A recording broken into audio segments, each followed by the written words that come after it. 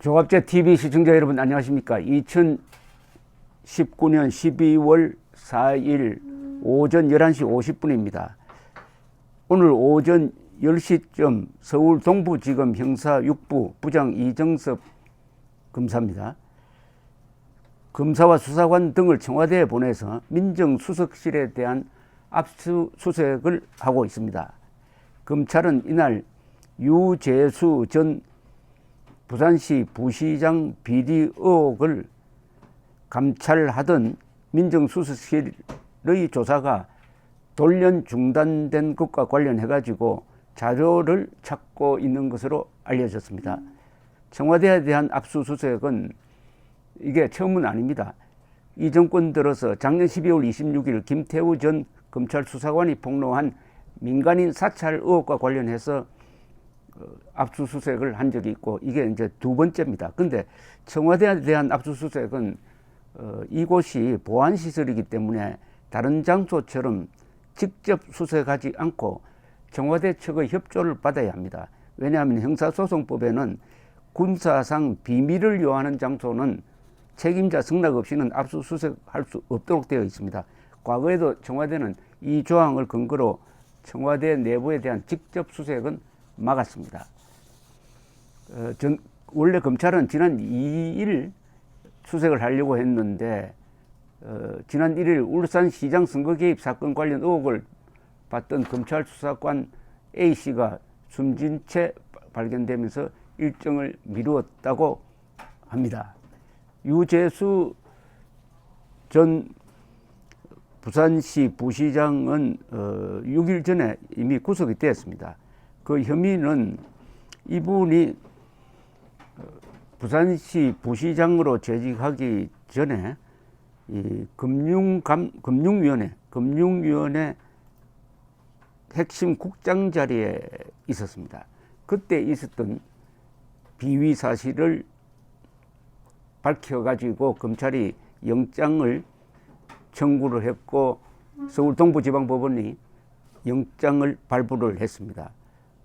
이때 보면은 그때 영장 발부 사유가 피의자의 지위, 범행기간, 공여자들과의 관계, 공여자의 수, 범행 경위와 수법, 범행 횟수, 수수한 금액 등과 피의자의 진술을 종합한 결과 증거를 인멸하거나 도망할 염려가 있다라고 사유를 밝혔습니다. 그 혐의는 뭐냐 하면은 유재수 씨에 대한 혐의는 이 사람이 노무현 문재인 세력 핵심과 매우 가까운 사람입니다. 그러니까 이 사람에 대한 조사가 왜 자꾸 이렇게 무마되었느냐 하는 데 대한 의혹이 언론을 타고 이게 지금 김기현 울산시장 낙선 공작, 청와대와 경찰이 짜고 한 낙선 공작과 더불어 두 가지의 지금 게이트가 돼가지고 방향이 딱 똑같습니다. 다 청와대로 향하고 있습니다. 이 사람이 문재인 그리고 노무현 캠프에 있던 사람하고 친했다. 핵심 인물들과 친했다. 핵심 그 자체일지는 모르지만은 그런데 여러 가지 인사상의 특혜, 수사상의 특혜를 받아왔다. 여기에 청와대에 누구냐, 조국 위선이 누구냐 하는 조국 위선이라는 말을 만들어낸 사람이죠. 금융위원회에 재직하고 있었던 시절에 고려 신용정보 등 금융업체 서너 곳에서 5천만 원 상당의 뇌물을 받고 최등규 대보건설 회장 장남이 대표로 있는 자산관리업체에 동생 취업을 청탁해가지고 1억 5천만 원 상당의 급여를 지급하게 한 혐의, 그러니까 뇌물수수, 수뢰 후 부정처사, 청탁금지법 등을 적용을 했습니다. 그런데 2017년에 이 정권 출범 이후에 이분에 대한 민정수석실의 감찰이 진행되다가 갑자기 중단되었어요. 그리고 이 사람은 금융위원회에서 나와서 국회 전문위원으로 근무를 하다가 작년에 오거돈 부산시장이 당선되면서 부산시 부시장으로 일종의 영전을 한 겁니다. 아니 비리가 있는 사람이 왜 영전을 하느냐, 이것도 누가 뒤에서 감싸는 사람이 있지 않느냐, 이렇게 된 것인데, 지난 2월 김태우 전, 이분이 아주 유명한 사람이 되었습니다. 예언자처럼 되었어요.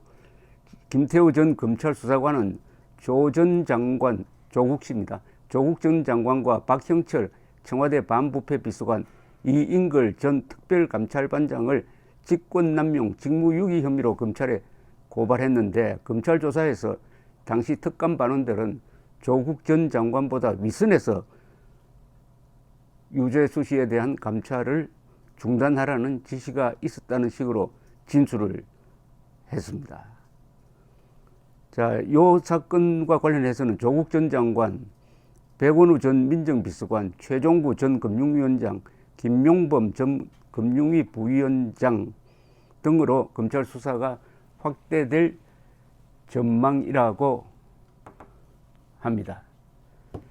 이 유재수 씨의 구속 그리고 청와대 압수수색 이렇게 진행되는 걸 되고 있는 때, 오늘 조선일보 신문을 펼쳐봤더니 윤석열은 문재인을 수사하라, 윤석열은 문재인을 수사하라, 이것만이 나라가 살 길이다 하는 광고가 나왔습니다. 이것은 정광훈 목사가 낸 광고인데, 오는 토요일 날 문재인 퇴진 국민대회를 여는 캐치프레이즈가 윤석열은 문재인을 수사하라, 이것만이 나라가 살 길이다, 이렇게 되어 있었는데 마침 타이밍이 맞았습니다.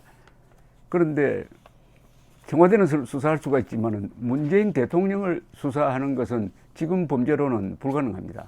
왜냐하면 헌법은 현직 대통령은 내란 또는 외환의 죄가 아니면은 형사소추가 되지 않는다 해서 수사 대상이 아닙니다.